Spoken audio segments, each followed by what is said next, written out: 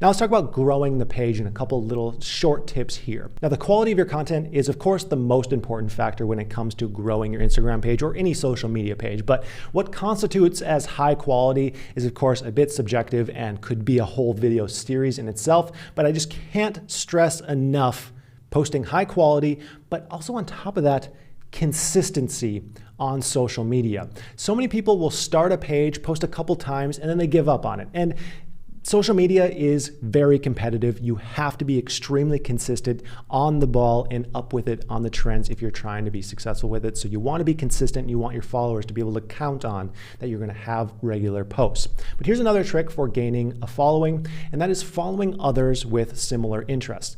In order to do that, you want to find influencers or other content pages in the same niche as you, and then go onto their posts and see who is liking those posts and who is commenting on those posts, and then follow those people. And that does two things. First, you are following people you know are already interested in your page's niche because of who they are already following. And this increases the odds of them following you back and consistently liking your posts.